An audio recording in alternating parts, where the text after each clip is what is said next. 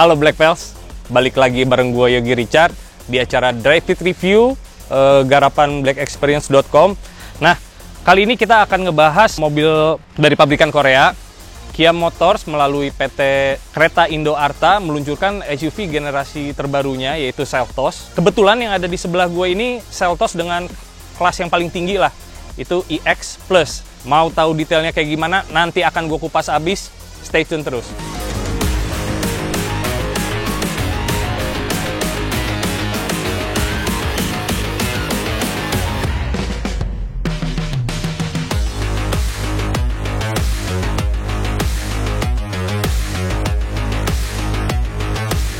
Nah, Black Pals, Kia Seltos. Kita mulai bahas dari yang paling depan dulu aja ya.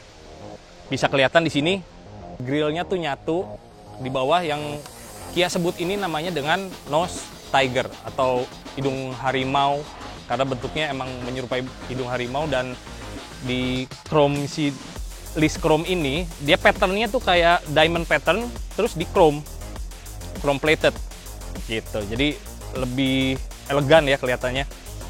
Bisa kita lihat ke bawah untuk grillnya sendiri, bentuknya kayak stretch honeycomb.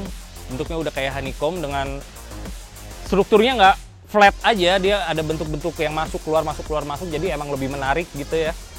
Oh ya, untuk headlamp ini udah full LED, lampu sen juga udah LED, dan DRL-nya yang asik tuh, DRL-nya nyambung dari sini nyampe ke tengah grill. Keren banget, panjang banget LED-nya dan pasti jelas banget. Lanjut ke bawah.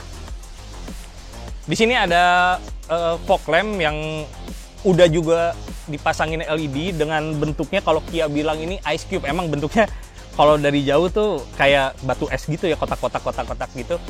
Di sini ada sensor parkir 4 depan.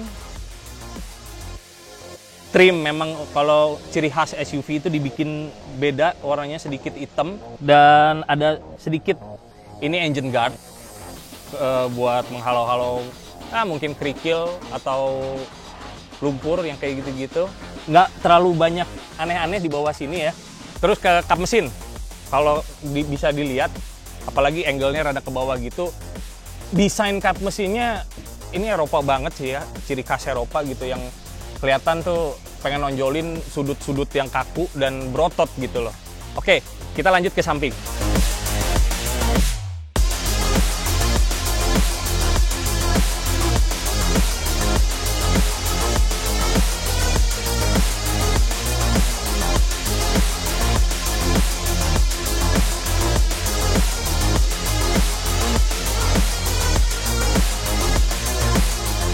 Kelihatan kan?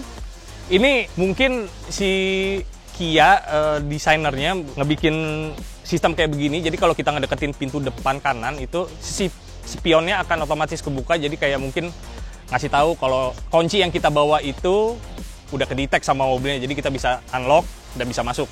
Di spionnya pun ini ada lampu sen yang udah LED juga. Cuman sayangnya di spionnya ini belum ada blind spot monitoring system, jadi kita tetap mesti ngecek spion juga ya. Oke, lanjut lagi di pilar A. Ini rada nggak masuk akal buat gua karena diwarnain hitam sendiri pilar A tuh gitu. Yang lain-lainnya ya cat warna sebody aja gitu. Gua nggak tahu tujuannya apa Kia bikin kayak gini. Naik lagi ke atas sama menurut gue apa ya, sudut yang di sini tuh terlalu nyiku gitu. Kurang. Jadi kalau dilihat dari samping, flow-nya garis tuh kayak tiba-tiba nyundut aja di sini sendiri. Gitu. Ada sunroof juga, roof rail yang udah kokoh juga nih. Lumayan buat nambah-nambah buat bawa-bawa barang gitu kan. Kalau dari samping sih lekukan bodinya emang kelihatan SUV gagah gitu ya. Udah keker. Tetap dengan list hitam, ciri khasnya SUV. Di model iX Plus ini, velgnya dia udah pakai ring 17 dengan ban 215 dan profilnya 60. Disc brake depan belakang, setup suspensinya dia udah MacPherson strut, cuman yang belakang masih pakai bar torsion, beam torsion. Ground clearance juga udah kelihatan ya, lebih tinggi daripada mobil-mobil sedan atau apa. Ini bener-bener SUV banget lah ciri khasnya ya. Kita lanjut rada ke belakang.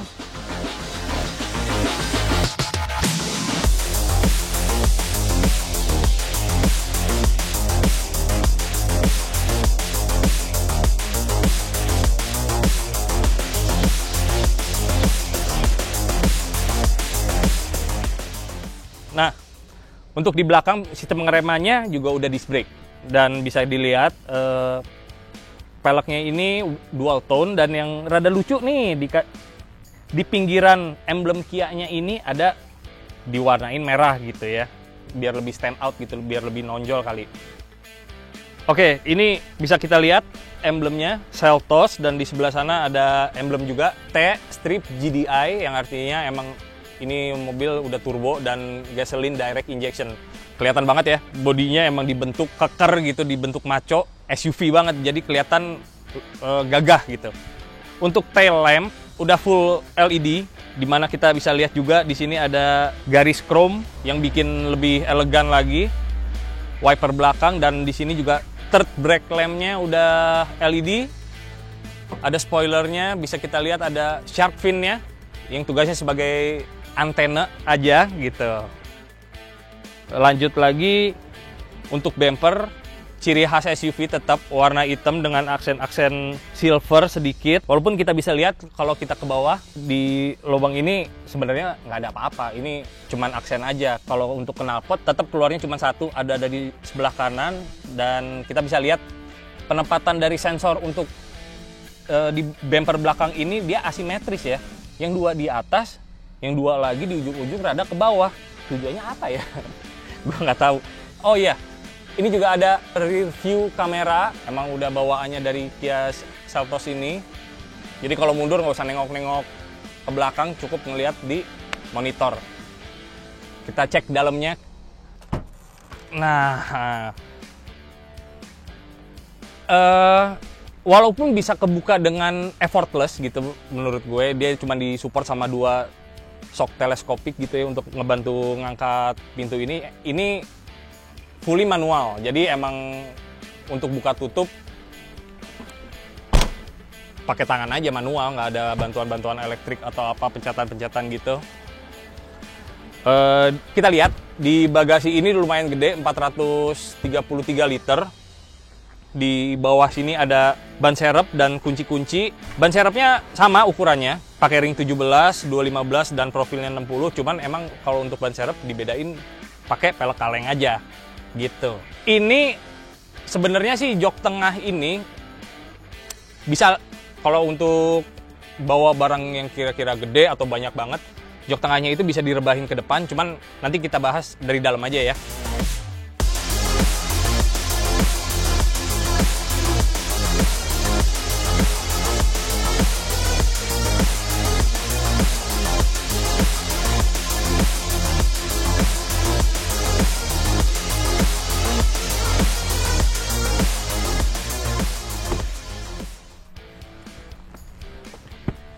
Nah, Black Tails, sekarang kita udah ada di dalam Kia Seltos ini. Gue coba hidupin.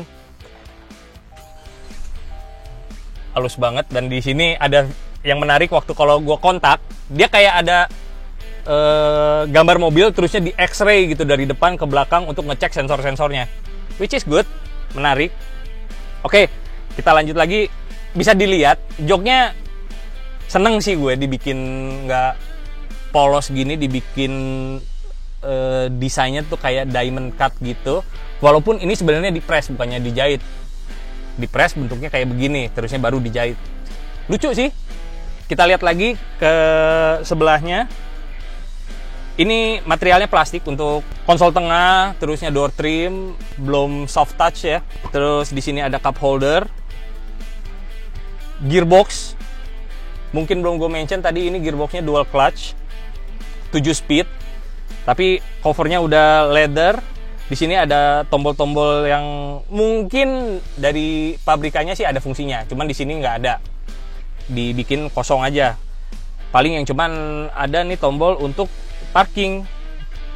Nah, di sini juga ada tombol yang bisa diputer-puter buat milih mode berkendara. Jadi ada sport, ada eco, ada normal, sama untuk berkendara di salju, jalan berlumpur, dan jalan yang berbatuan gitu. Oke, masuk lagi ke dalam sini. Ini ada 2 USB port.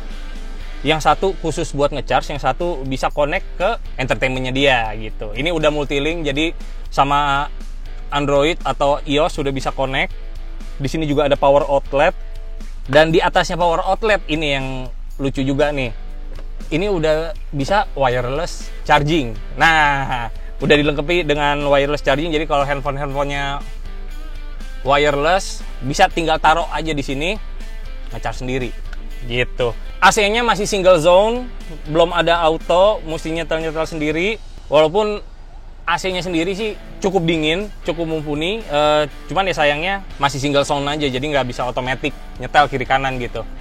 Ke atasnya lagi kita bisa ngelihat ini trim dibikin emang kayak carbon look biar lebih gagah lagi dengan aksen-aksen aluminium.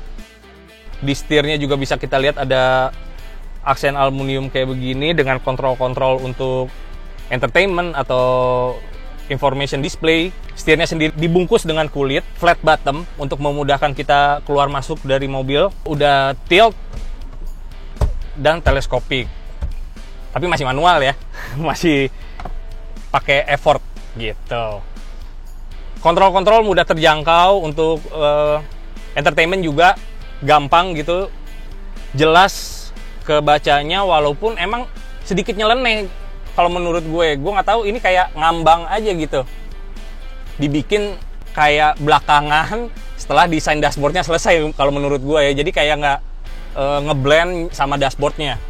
Nah, yang menarik ini ada speaker. Jadi untuk audio cukup ngebantu ada speaker di tengah gini. Jadi emang soundnya tuh bener-bener center. Jadi stagingnya juga enak. Ini buat pendingin kaca depan.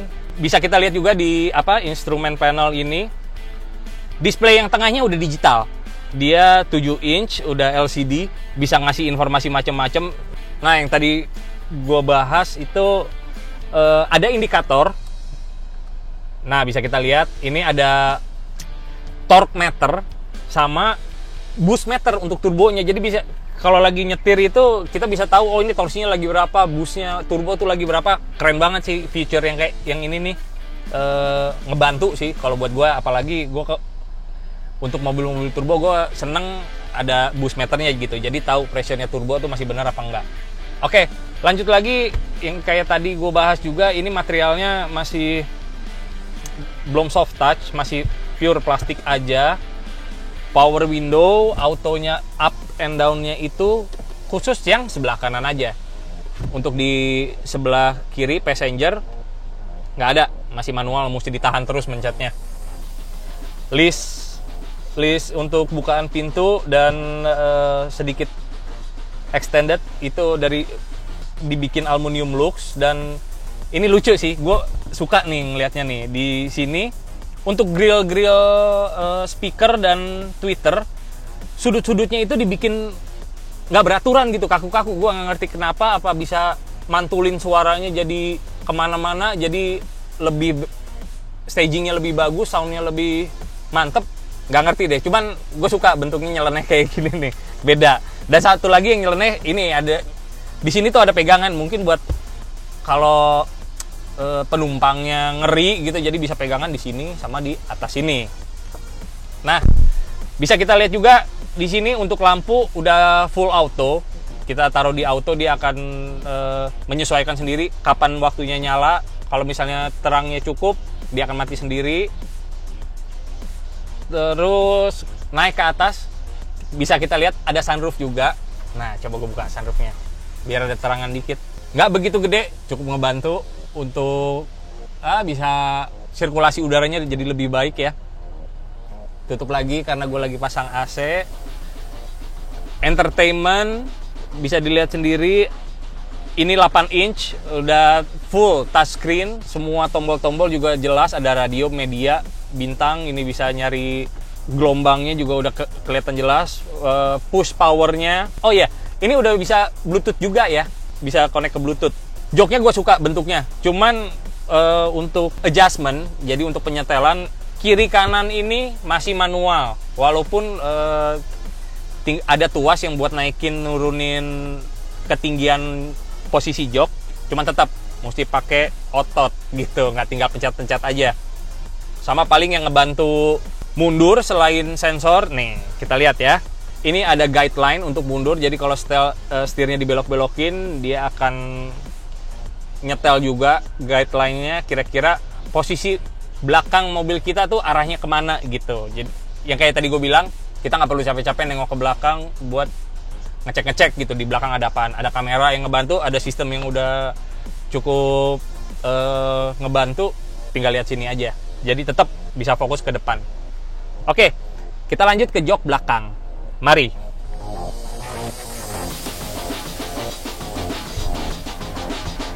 Nah, Black Pals, jok belakangnya Kia Seltos cukup lega ya. Dengan ini posisi duduk untuk pengemudi gue setel dengan badan gua gitu, dan masih ada sisa yang lumayan jauh, lumayan lega gitu. Walaupun kalau misalnya gue duduknya rada tegak, paha bawah sini nggak kesupport, tapi kalau selonjoran gini enak sih. Dan nggak terlalu tegak untuk senderannya ya. Apalagi kalau ngantuk, untuk headrestnya juga udah support dengan posisi badan gua. Segini sih gua nggak keberatan sama sekali sih duduk di belakang, karena dengan tinggi gue ini kadang-kadang duduk di belakang suka rada-rada nyusahin gitu. Oke, bisa kita lihat di sini. Ini ada grill AC, ada AC belakang walaupun bareng sama yang depan. Ini nggak bisa disetel-setel sendiri, cuma bisa dibuka tutup aja. Ada satu lagi USB port buat ngecharge, dan ada pocket buat naruh handphonenya mungkin. Desain jok dan materialnya masih sama dengan desain diamond cut gitu ya, dan ada Isofix mungkin buat naruh child seat di belakang, dan ada dua ya, kiri kanan. Ini ada Isofix-nya. Yang lucu juga ini nih, ini ada di joknya dibikin cut out untuk kepala buckle, kepala seat belt, jadi nggak ngeganggu atau nggak kedudukan gitu. Sangat-sangat ngeganggu banget kalau kedudukan, makanya dibikin cut out buat diselipin. Oke, untuk armrest ada lagi. Untuk yang belakangnya ini cup holder cuma 2, bahannya tetap kulit. Terus untuk door trim juga sama kayak yang depan, masih desainnya sama dengan aksen aluminium, materialnya plastik, belum ada yang soft touch. Dan untuk desain grill, speakernya juga tetap yang asimetris gitu, nyeleneh deh. Untuk desain ininya nih, gue suka. Oke, Black Pals, kondisi depan, belakang, interior kurang lebih gue udah bahas. Gue pengen nyobain jalan, cuman sebelum kita jalan bareng nih, kita lihat dulu yuk, ada apa di bawah kap mesinnya. Let's go. Lihat mesinnya ya. Nah, ini dia mesinnya Kia Seltos. Tipe mesinnya itu Kappa 1400 cc turbo dan udah direct injection. Dia bisa menghasilkan horsepower itu sekitar 138 horsepower dan torsi maksimumnya di 242 Newton. Mesinnya udah dual VVT dan halus banget. Tadi gue sempat nyobain gitu untuk jalan pelan dan jalan high speed pun cakep banget. Banyak pabrikan-pabrikan yang bikin mobil dengan mesin kecil, turbo gitu, lebih ke pertama efisiensi, karena untuk macet-macet itu ini mobil jadi irit banget. Dan untuk high speed pun nggak malu-maluin guys. Jadi tinggal dibejek aja, apalagi dengan gearbox yang udah dual clutch 7 speed, powernya itu sangat smooth dan kebagi rata gitu. Jadi torsinya itu dari low RPM sampai atas pun tetap kejaga. Asik banget deh. Gue udah bahas kurang lebih mesinnya kayak gimana. Sekarang waktunya kita drive it bareng. Oke? Oke, Black Pals, balik lagi bareng gue, Yogi Richard. Sekarang gue udah duduk di Kia Seltos. Kita akan coba kurang lebihnya gimana sih performance-nya mobil ini gitu. Udah di jalan rusak, apa berlobang, atau jalan tol, high speed, pelan-pelan kayak gimana. Kesan yang pertama gue dapet sih untuk posisi pengemudi ya. Posisi pengemudinya untuk tinggi badan segua ini cukup nyaman. View-nya juga cukup luas ke depan, ke samping, nggak ada posisi-posisi yang kira-kira kealangan gitu sama pilar A ya. Cukup nyaman. Di driving mode, cobain yang normal dulu. cobain yang normal dulu, feel-nya kayak gimana, gue pengen tahu. Nanti kalau emang kurang lebih udah dapet, gue akan coba untuk yang eco dan sport gitu. Shiftingnya lumayan tinggi tadi di 6500. Ini masih dalam mode normal, belum gue cobain yang sport. Untuk respon gearbox sangat-sangat cepet ya. Tadi dari gigi 4 langsung dioper ke gigi 2 dan powernya langsung berasa banget. Ini yang menarik, pas gue bejek turbonya itu hampir 1,6 bar. Tinggi banget ya. Untuk mesin 1400 ini powernya mumpuni nih. Memang pada sektor-sektor tertentu aja teknologinya itu dimaksimalin sama Kia kalau gua rasa. Mungkin buat ngejar supaya harganya tetap terjangkau kali ya. Nah, Black Pals duduk di dalam Kia Seltos ini bener-bener kayak apa ya, lu nggak terisolasi dari dunia luar gitu, karena ini kedap banget men mobilnya. Dari tadi ada ya, kita jalannya nggak terlalu padat gitu, cuman banyak hilir mudik kendaraan lain, tapi sangat-sangat minim ada noise dari luar masuk, apalagi dari ban. Bener-bener nyaman. Suspensi pun ini jalan rada-rada bergelombang dan tetap nyaman aja sih. Steeringnya predictable dan ringan.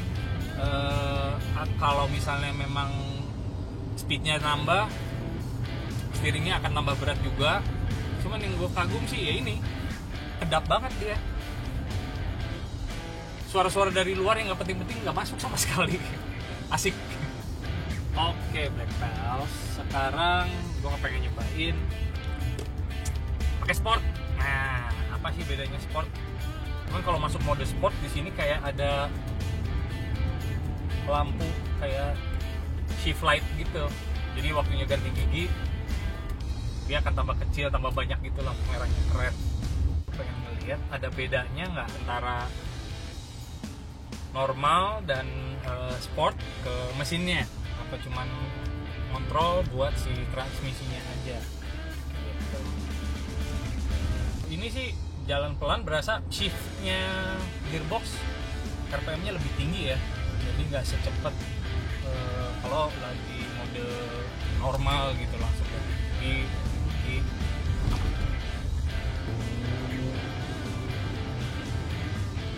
yep, lebih agresif sih emang berasa. RPM-nya juga nggak dikasih drop nih. Gua sekarang di gigi 4, RPM itu sekitar 2100. Nanti kalau rada kosong coba bejek habis, dia turunnya sampai di berapa gitu. Ketiga,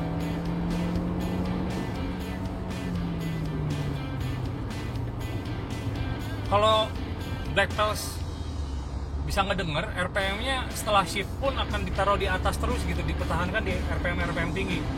Ini udah masuk ke gigi 6, bejek lagi masuk ke 4.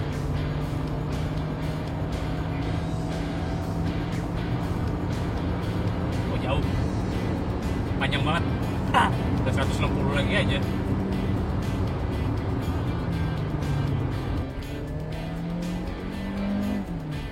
Shifting tetap di 6500 sama kayak mode normal, cuman emang gearboxnya itu lebih dipanjang-panjangin gitu, untuk kalau misalnya lagi lepas gas dia tetap ditahan di RPM tertentu dan gear position tertentu, jadi begitu ngegas lagi dapat langsung torsi maksimum. Braking nggak terlalu berat, nggak terlalu ringan, feel-nya pas. Oke lah.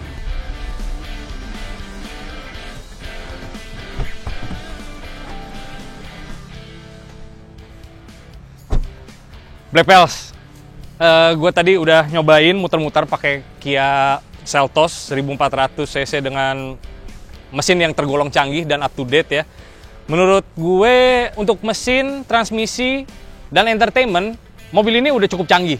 Walaupun yang lain-lainnya masih manual atau tradisional, gue nggak tahu kenapa. Cuman untuk harga 355 juta on the road, ini mobil yang sangat-sangat kompetitif di pasaran, apalagi untuk kelas-kelas SUV kayak begini ya. Kenyamanan berkendara cukup nyaman, apalagi suspensinya juga enak. Tadi gue udah nyobain jalan kencang, jalan pelan, jalan berlobang gitu.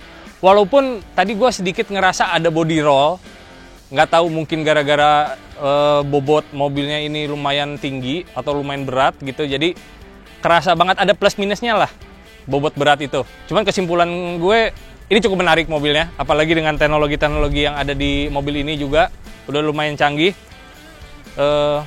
Gue rasa review gue untuk Kia Seltos cukup sekian.